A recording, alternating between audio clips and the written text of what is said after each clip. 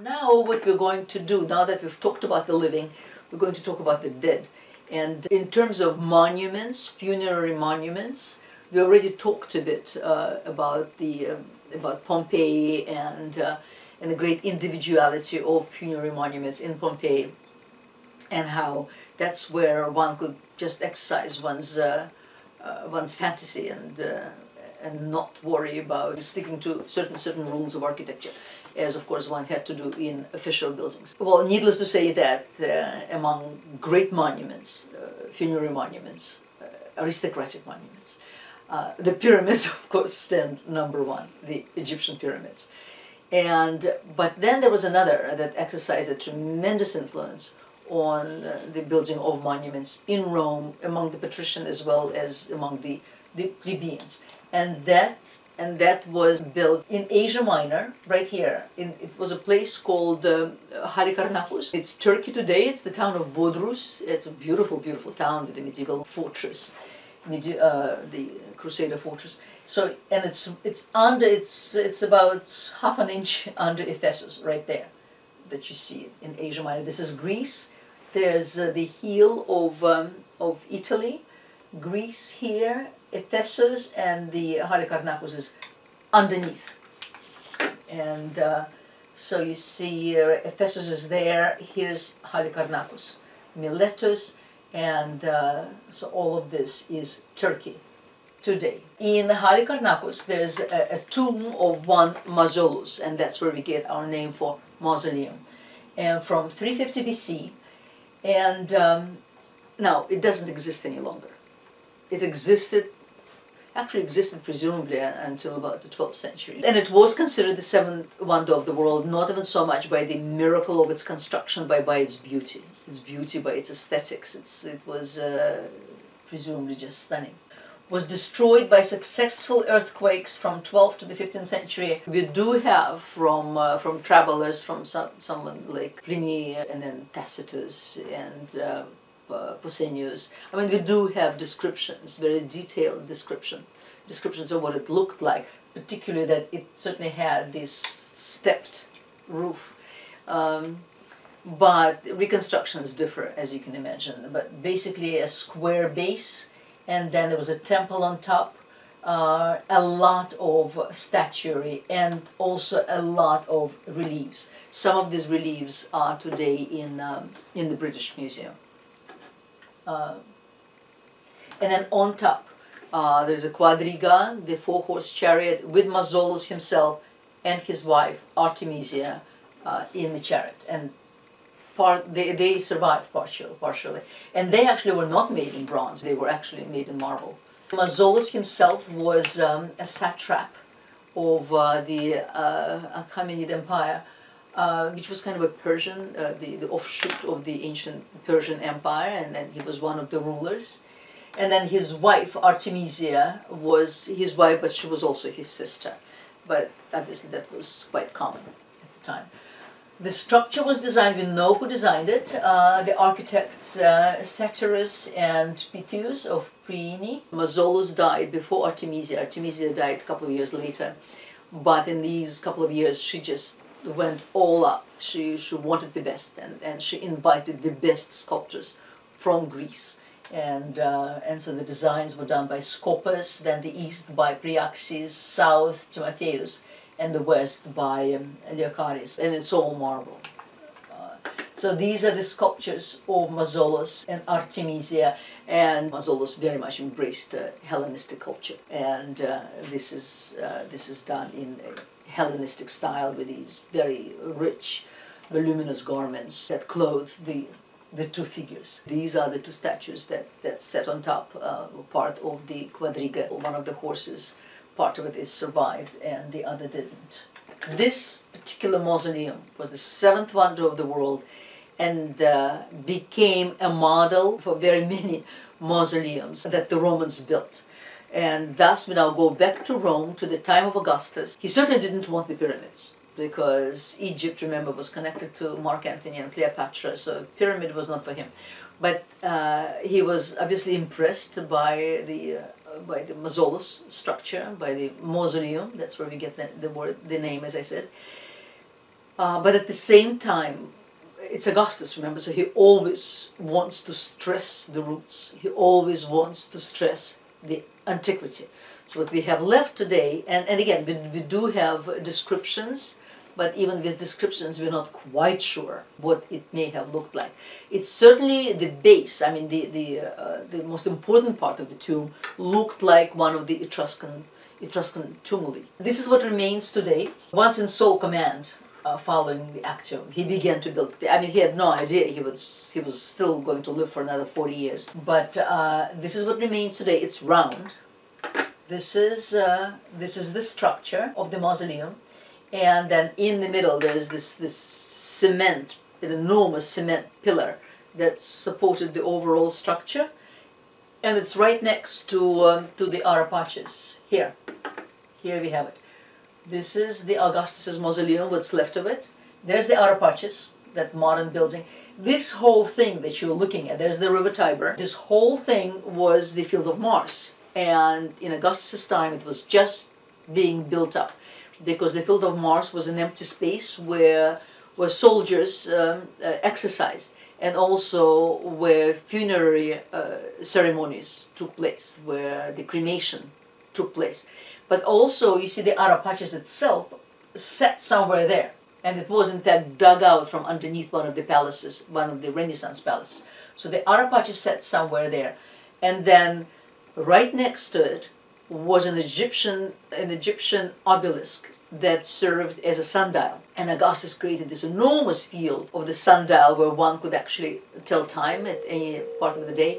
And then the Pantheon is around there, not far from here. The Pantheon is right there. It was in the very beginning of the Field of Mars, and that's Marcus Agrippa was the first to build the original Pantheon that later got burned. So Hadrian will create another one in the 100 years later. But so this whole place was Field of Mars, and that's where Augustus decided to build his mausoleum, because here's the mausoleum, there would be the obelisk, his sundial, and then the Arrestees. So he did. It's Romans, in putting it all together, they also followed Augustus's wish, in fact, to pretty much appropriate that part of the Field of Mars to himself and his family. It wasn't just for himself. I mean, his entire family was buried there. There's the inside. There's that. I mean, there are different pictures, because this building was in fact used over time for various purposes. In one of its rolls, you see they placed some sort of a roof on top, and you can see here how this central cement pillar is holding up the structure. Okay, reconstructions. The contemporary historians, and we have the records, describe it as a tumulus with a structure on top, and then of course there would be the Augustan sculpture there. And but that the majority, the main portion of it, was forested, was covered with trees and bushes and hedges. And you remember the necropolis in Banditaccia, in Cerveteri, in Italy, right next to Rome, right to the north of Rome. And you remember these tumuli, they're all covered with vegetation. So it seems that that's what Augustus wished to do.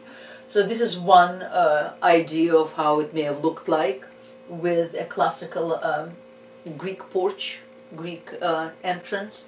Here's another idea, that the tumuli was there, and then on top there would be something Mausolous-like on top, and then a sculpture on top. So we don't exactly know, because they're descriptions, but they're verbal descriptions. There are no drawings, unfortunately. So that was Augustus's mausoleum, and as I said, it still remains in the form that I showed you. But then we go back to the Egyptians, and one of the tombs is an Egyptian pyramid, and the reason, well, much smaller, of course, and the reason it survived, because it became part of fortifications, and as such it survived, and it's called the Pyramid of Cestius, and it's right next to Porta San Paolo, built about 12 BC, and he was a magistrate.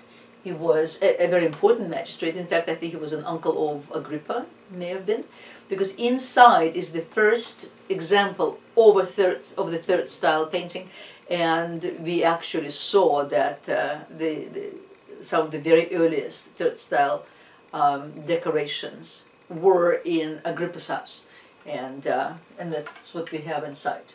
So this very much stands in Rome today. Here's the inside, earliest securely dated example of a third style painting. And as you see, it's quite barren now. It has just these delicate lines and little flying figurines up on top, but obviously it was much better decorated at the time. And now we'll go and look, as I said, at the humbler sort of people who may have been slaves at first, but then gained their freedom and did quite well and prospered and were extremely proud of it, of course, which is only natural, and built themselves tombs. Those tombs, they were very anxious to show their social mobility and their upward mobility. One of the more interesting of these tombs is one of Marcus Vergilius Eurysaces, the baker. And the reason we know it is because it's written there. Now, you remember this tomb.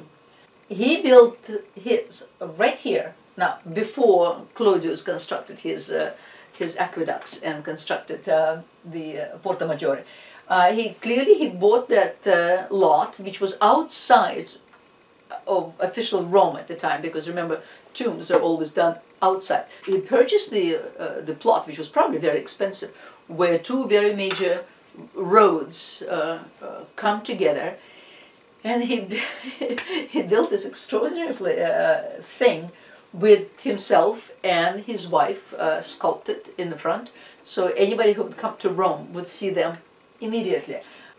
No one really can explain what this structure is. Clearly something that's used in baking, because he was a baker. Right there. The sculpture itself is a bit trapezoid. It's not rectilinear. It's a bit trapezoid because the roads went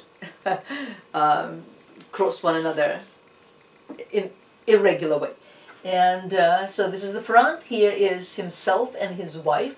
And then, interestingly, you see the frieze right there under the roof, and the frieze depicts every stage of baking and every stage of bread making, bread selling, bread delivering that takes part in the baker's life. It's a classic example of the so-called plebeian style, because for the longest time that was the one style that wasn't really that no one paid attention to. But it's interesting because it's very different from the classicizing style, and yet it existed side by side. And interestingly enough, also with the gradual fall of the Roman Empire, the classicizing style will give way to the so-called plebeian style. So he built the tomb for himself, his wife, around the end of the Republic. So anywhere between the middle of the 1st century BC and the end of the 1st century BC. So long before the Porta Maggiore was built. Right here, so here it is. Here is the frieze with all this. Here's the sieving and checking the quality of the grain. Then more sieving, then grinding, collecting flour. State officials record grain receipt. That here's a grain that's being received. Baking, forming dough and loaves, kneading, delivery of bread in baskets, weighing the bread and recording the total. State officials check the bread weighing, removal of bread, and all it goes. In fact, these tombs are more interesting than the aristocratic tombs because, I mean, you know what to expect from aristocratic tombs, of course. The classicizing, the beauty, the aesthetic, Grecian, but these are so individual, but this baker's thing is the most individual of them all. Well, this is presumably what the Appian Way looked like. And the Appian Way was a great road that went from Rome down south towards Naples.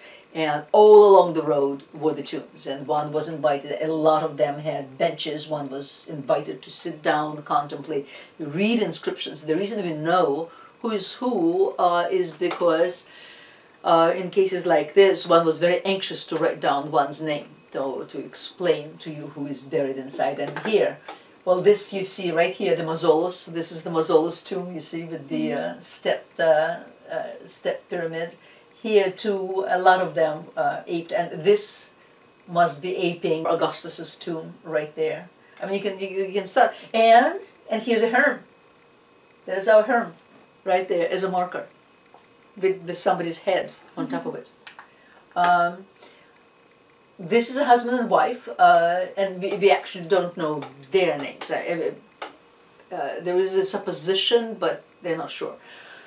But they are former slaves, that is clear, and the man did very well in his life, and now he wants to present himself and his wife on the tomb. He is very proud of having his toga on, because slaves are not allowed to wear toga. However, once you're freed, you're allowed to wear toga, and the wife also wears voluminous cloth. And it's often when you see kind of this this pose, and that would be a woman, and it actually went into times medieval as well, that the medieval sculptors borrowed that from the Romans. They are completely frontal, and that's the one thing about imperial sculpture. I think we saw it last time. Most of them are profile. They're very rarely there's something frontal, because they prefer profile, because of course that would harken back to the classical style, and also to the Arrestees, where everybody is in profile. Whereas plebeians, they wanted to show themselves entirely, and they did not want any overlapping. Again, in classicizing style, on Arrestees, remember they're all profile and they all overlap each other. No overlapping here. They want to see everything, and they're very proud of their new status.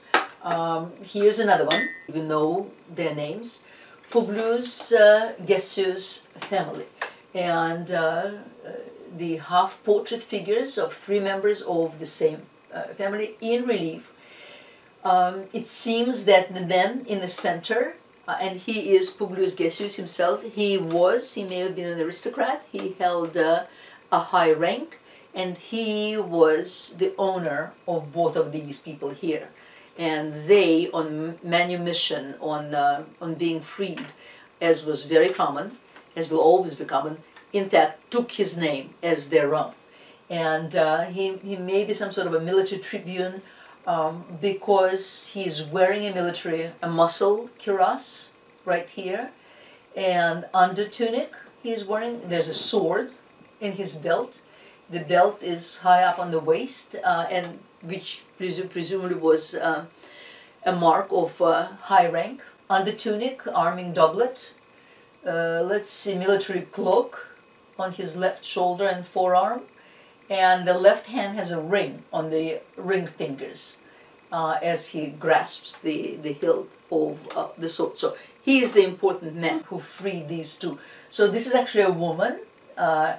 As I said, the moment you see this hand kind of clasping a piece of fabric at the neck, it's a woman, even if it doesn't look like from the face, because her hair is kind of must be gathered at the neck.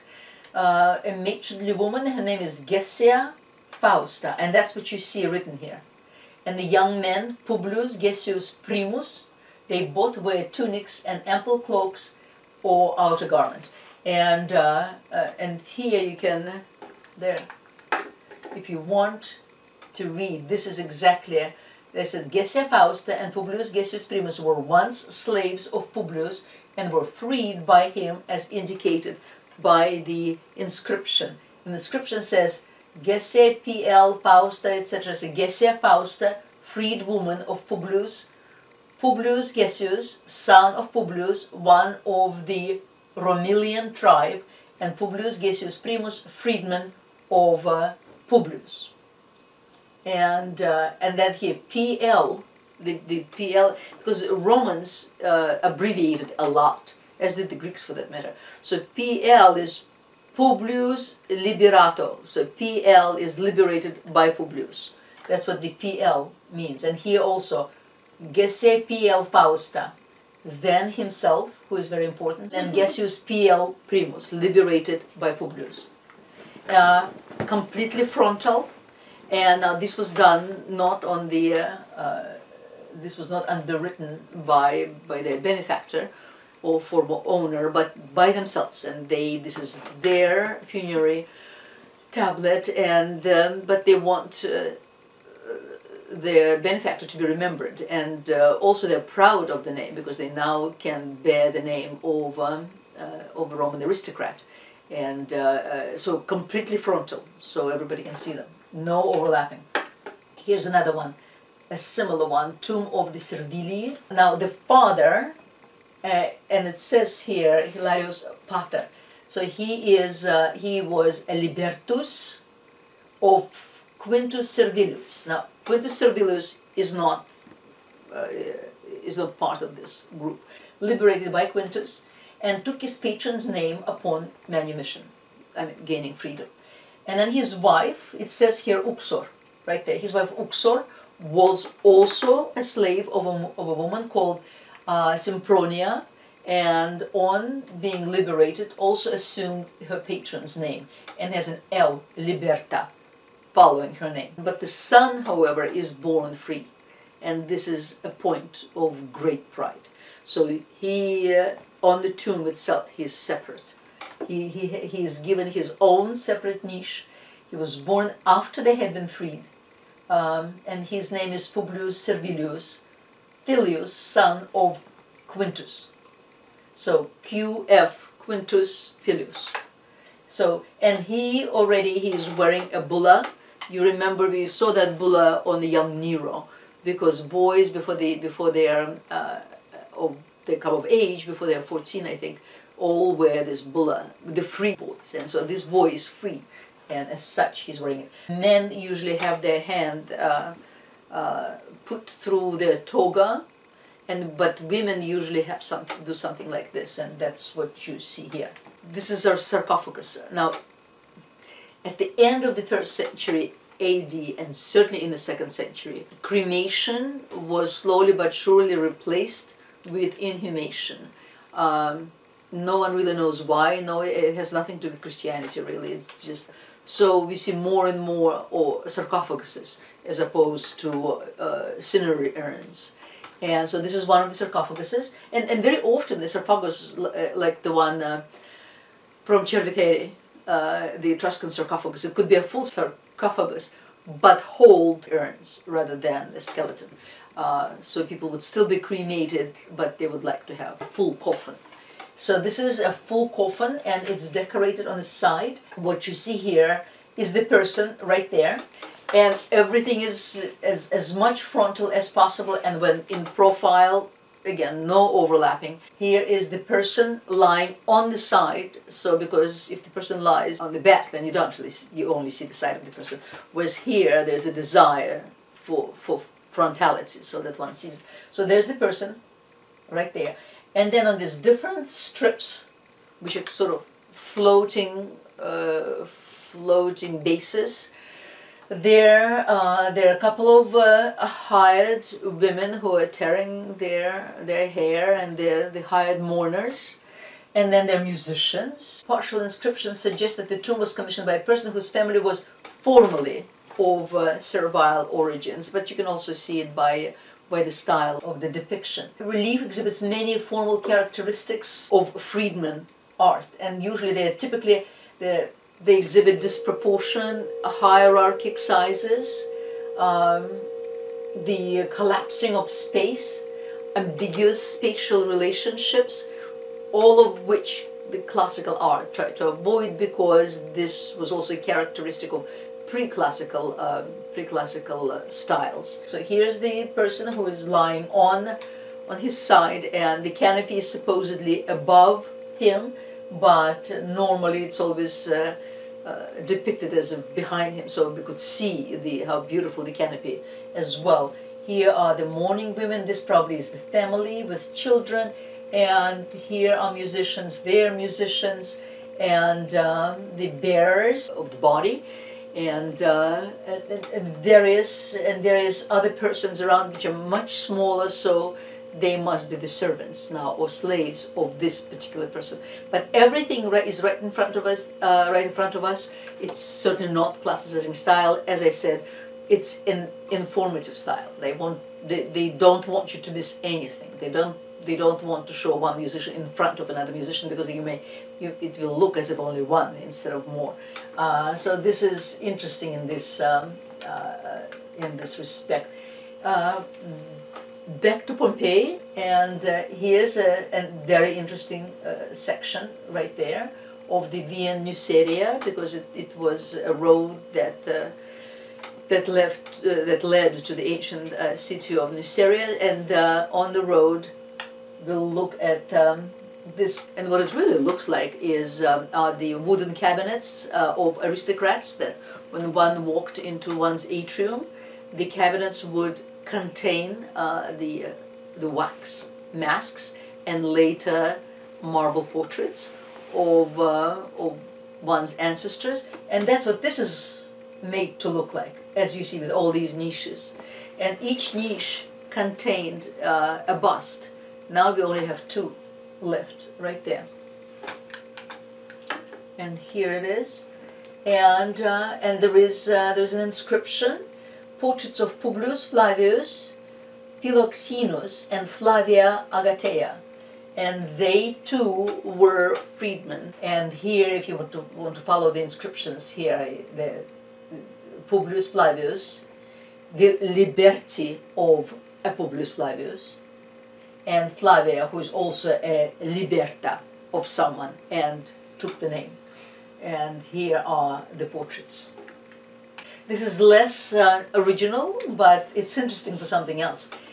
It belonged to one Publius Visonius Phileros, who was a freedman and who constructed the tomb. And in this tomb he placed his benefactor in the middle and his best friend on the side, right here. All the heads are missing. And then he and his best friend were not friends any longer, but apparently either it would be just too expensive to remove a figure.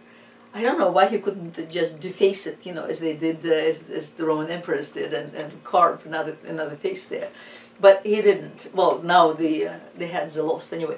So it was too expensive perhaps to remove the figure. He wouldn't know what to do with this marble thing. The whole thing inside would have to be rearranged. And remember, it didn't look as rough as it does now. It was all painted beautifully and plastered. So then he, instead of removing it, he just added a plaque articulating the low behavior of his former friend. So he just wrote there, and this man here who stands next to me, or the one over, is actually turned out to be a very bad friend. I really shouldn't have placed his statue here in the first place, but well, there it is. But you should know that he's not a good man. One of these freedmen tombs that is very, very elaborate. I mean, the ones we saw before, the one of the baker, for instance, just charming because it's so honest. And then the same thing with the arched way that looks like cabinets with the ancestors. Those are interesting as well. Now here's also a tomb of a freedman, but apparently it was extremely lavish, and freedmen obviously hired their own sculptors. Well, they couldn't hire imperial sculptors or aristocrat or sculptors who served the aristocratic families. So they had their own men, and that's where we get the plebeian style. But this family really wanted lavishness. And there isn't much left of it, unfortunately. The tomb of the Hatterie family, and he, even though freedman, became an orator. But then a lot of freedmen achieved very significant status in the Roman Empire. Died in 26 AD, and the tomb later was covered by one of the towers that was built outside one of the gateways in Rome. And then it was not really until, almost 200 years ago, 1827, that it was brought to light but only as fragments. And so today, you see, this is how it's reconstructed. I mean, this is separate fragments of a tomb, but it was a very large tomb. At the entrance of the tomb, there's an attempt at classicizing. So at the entrance of the tomb, you see there are official gods of, well, the underworld particularly. On the left is Mercury / Hermes, who is mostly missing, but he's holding this caduceus with the snakes, so that's part of Hermes, so it's definitely Hermes. And then, or Mercury. And Mercury is the one who guides the souls to the underworld, so that's why he is here. And then the next person we meet is Persephone. And Persephone, who is the daughter of Demeter. And Persephone was once observed by Pluto, who is Pluto, Hades, who is the god of the underworld, and then he abducts Persephone, makes her his wife to the unhappiness of Demeter, but then they found a compromise, they all reconciled, but all of them, Mercury and Persephone and Pluto and Demeter, or Ceres, they all became associated with the underworld. I mean, there are theories as to why so many symbols relating to the underworld also relate to harvest. Like, the devil has a pitchfork, death holds a scythe. That's true. The harvesting of souls is kind of where Hades and Persephone meet in the middle. Right. Yeah. Yeah. That's hers is the method and his is the madness. Very good. Excellent. So here we see them, but again they are presented completely frontally. There's nothing of ease, of classical ease about them. Here's one part of the tomb that's very elaborate. It's quite large, very elaborate, and presumably it actually describes the tomb itself. And in the middle is your typical Roman temple with the steps in the front, Corinthian columns, the face of a woman. This is a tomb of the whole family, but this one portrays the matron right here, perhaps her 3 children, smaller figures, we don't know whom they represent. The woman herself is here again on the lid, and then also maybe 3 children. There's a nude right there who could be Venus, and then the cloth behind her is the canopy that would be on top of the catafalque. The tomb, you see, is still being built, and that's what you see here. We see all these devices and people building it. The base of the tomb also is very, very, very elaborate, and there's a door, who knows, door into the underworld, perhaps the garlands. So a lot of carving here. And here also there's that woman, and here, interestingly, now that she portrayed herself on the side, so we know who she is, here she is lying on her back in more of a classicizing method.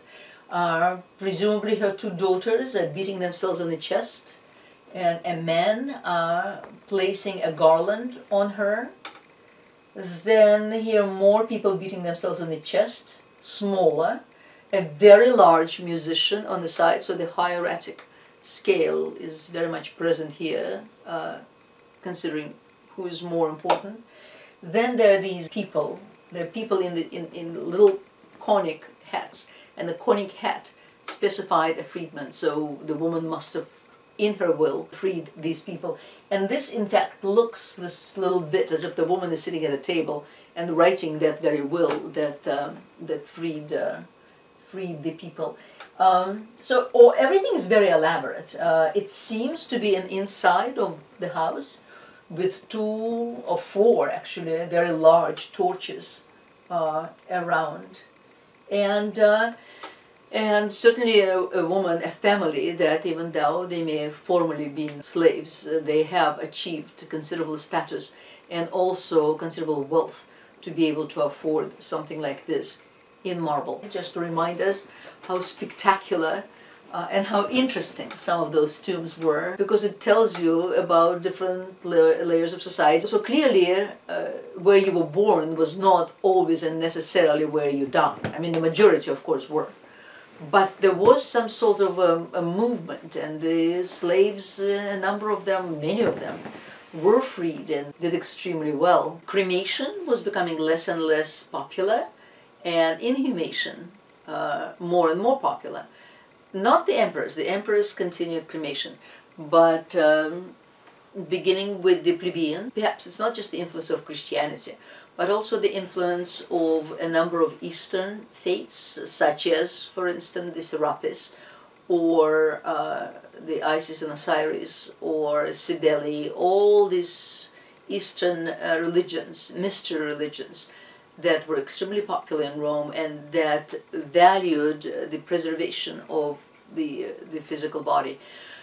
I mean, possibly, so it wasn't just Christianity, but other religions as well that that underscored the increased fashion of inhumation as opposed to cremation. But of course, for a burial, you need a coffin, and while the poor may just place the bodies into the earth and put two roof tiles, sort of like a tent, to mark the grave, the wealthy, those who could afford it, they commissioned sarcophaguses or sarcophagi, and they were expensive. So suddenly, from 2nd century AD and later, we see a whole number of lots and lots of sarcophaguses.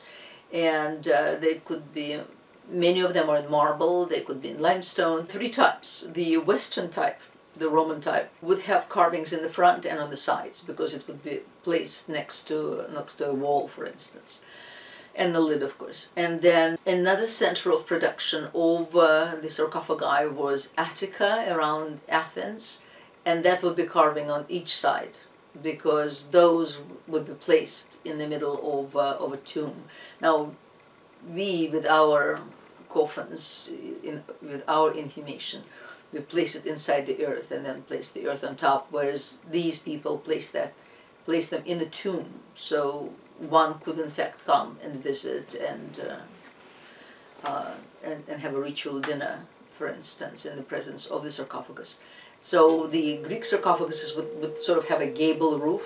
The Roman sarcophagus would have a slanted roof like this. Then the Greek sarcophagus would have a roof like this. And then in Asia, minor sarcophagus was, I'll show you, it had a different carving also all around. There were certain themes for these sarcophagus. Obviously, majority of them dealt with death. And it's not that each sarcophagus was individually made for an individual. I mean, after all, an individual could have died unexpectedly. So these shops, would keep sarcophaguses with certain themes, and then you could just come and choose whatever you want. In certain sarcophaguses, when you wanted the face of the deceased, some of the faces would not be finished until you purchased the sarcophagus. Some people wished for something more elaborate, an Eastern sarcophagus, and then at a huge expense they would be shipped. Of course, they would be shipped to Rome. Some of them, because of the high relief, would be unfinished, and then the master craftsman, the sculptor, would either travel with the sarcophagus or it would be finished in Rome. I mean, there was a whole, it became really an industry. So one theme that was very popular is the story of Niobe, who was the wife of the founder of Thebes. And she was very fertile, and according to different sources, either had 12, 6 boys, 6 girls, or more. And at one point she decided to boast and challenged Leto, who was a goddess and the mother of Apollo and Artemis. And she said to her, well, you only had 2 children, whereas look at me, I have a dozen. So Leto did not take well to that, and she felt that it was a great act of hubris, of arrogance, and as a result had her children, Apollo and Artemis, shoot down all the children of Niobe. There's Niobe who is, there's the husband who is trying to cling to the children, and Niobe is here trying to save her children. And then here are Apollo and Artemida who are shooting them all down. And then there are masks on each side of the lid, and then the lid would slide down in the back. So there's one. Another theme that was popular was the theme of Arrestees, who was the son of Agamemnon, the leader of the Greeks in the War of Troy. He was the cause of his own daughter's murder before the war. His wife Clytemnestra did not forget that, and when Agamemnon came back after the war, caused him and a number of his retinue to be assassinated. So Arrestees then did not forgive the mother for killing the father, and now came back and killed the mother and the mother's lover. As a result, the Furies pursued him for a long, long time until he stood before the judgment of the gods, and with the help of Athena he was acquitted. So here's Arrestees, and Arrestees comes, and this is kind of a narrative story, and here he weeps at the grave of the father, and then he himself pursues the mother, then kills the mother, and then he defends himself against the Furies. So all these various topics are very popular in the sarcophaguses. One great topic was Hercules and his 12 labors. Here's a sarcophagus with the 12 labors of Hercules. Actually, you only see 10, and then 11th and 12th are on the sides. These are all Roman, Western sarcophaguses. And what's interesting here, I mean, here I'm listing all the labors, so you can follow it if you like. But it shows Hercules progressing in age. He begins the very first task, the slaying of the Nemean lion, whose skin he will wear from now on. He is a beardless young man in his early 20s, and then as he proceeds, he then acquires a beard and becomes more and more bulky. It didn't even mean that the sarcophagus was meant for a warrior. What it meant was that here's the hero who possesses strength, power, virtue, devotion. All these qualities were meant to be those of the deceased, and that's what it was meant to do. Here are the labors.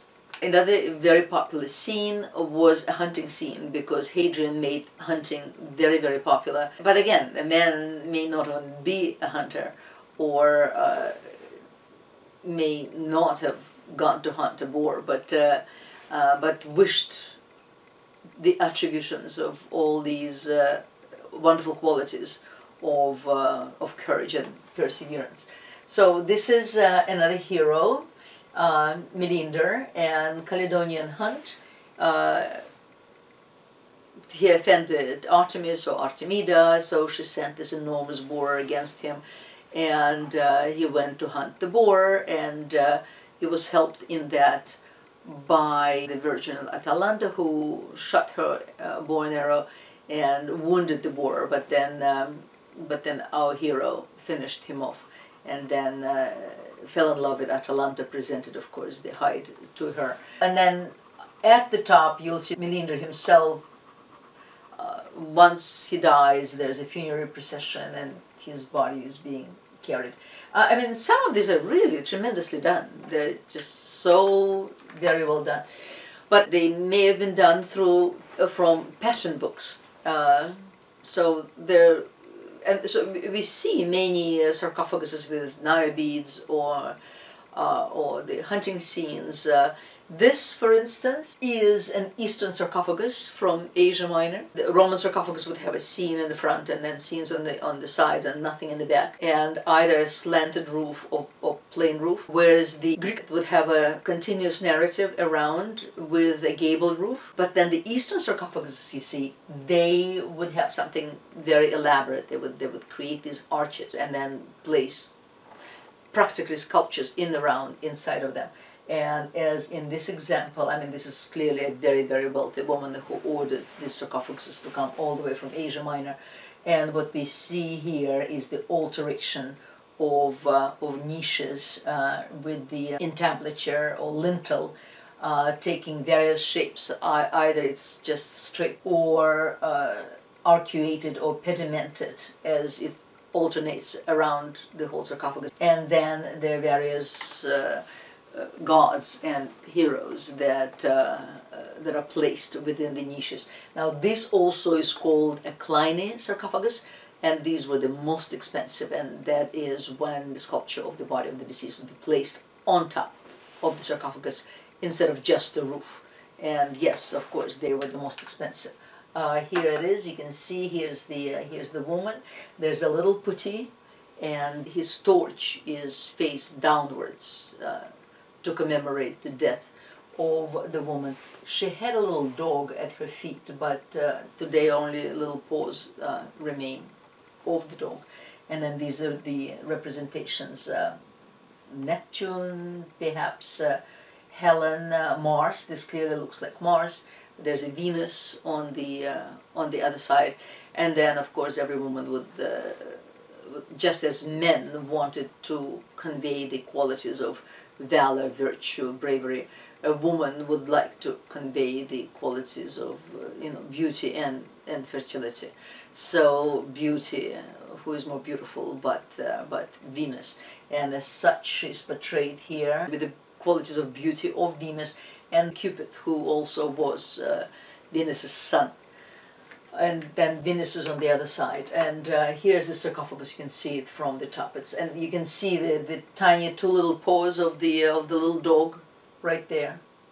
Interestingly, later on, when Titian in the 16th century will paint his nudes, there would be a little dog at the feet of the nude.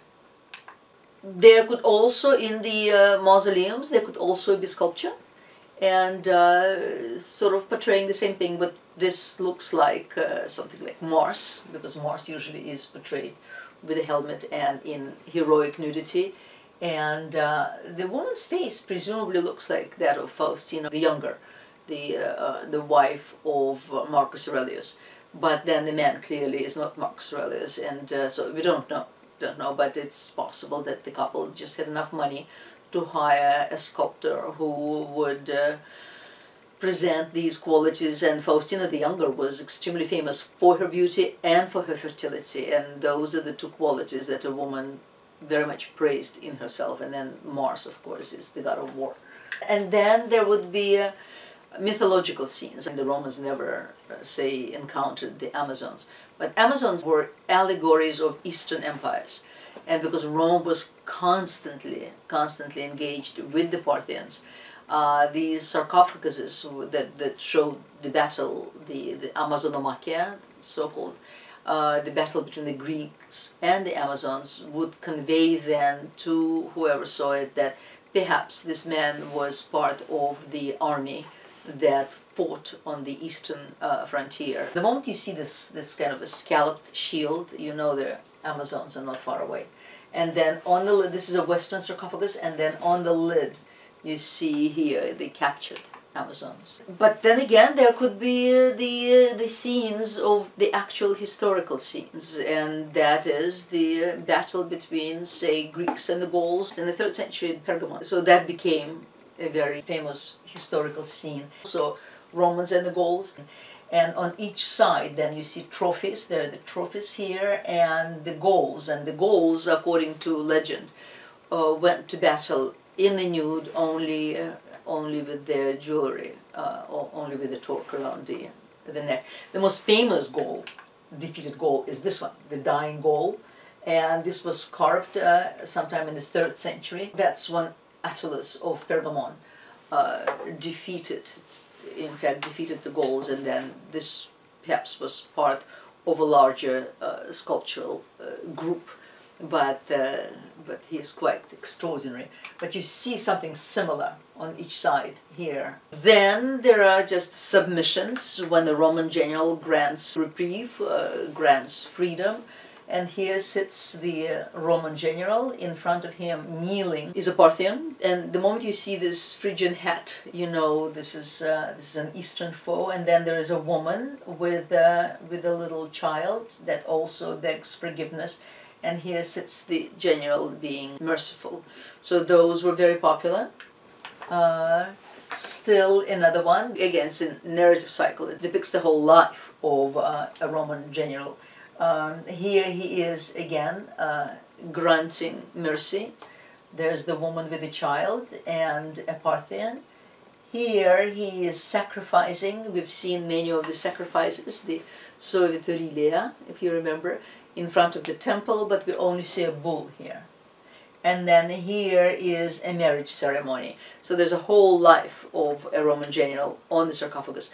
And very often you see the faces wouldn't be finished until the sarcophagus would be purchased, delivered, and then, and then some of the faces would in fact have portraits or anything that's close to portraiture. This is really elaborate. The entire space is the ground. So there's no...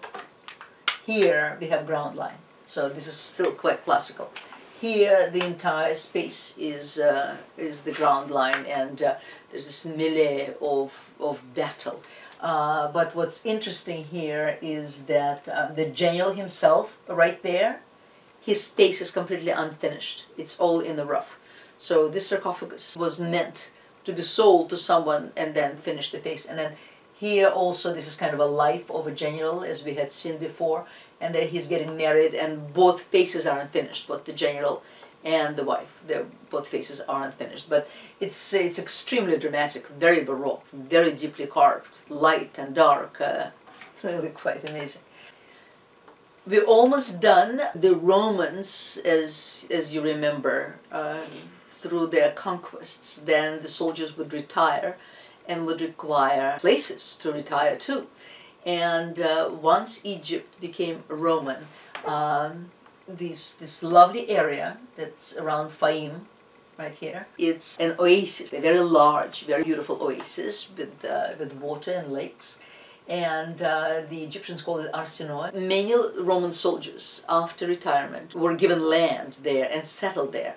And then, you know, with time, they took on their descendants, they took on the habits of the Egyptians. So with them, they did not commission sarcophaguses.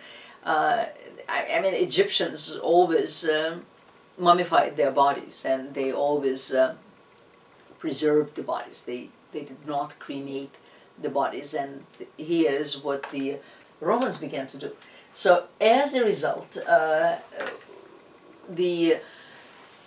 now, sarcophagus actually means, in Greek, means flesh eater. And so the Egyptians did not commission the marble ones. They continued with the Egyptian tradition, except instead of making those masks, think the mask of Tutankhamun, they painted their faces, some of them quite extraordinary. I mean, they appear to be portraits.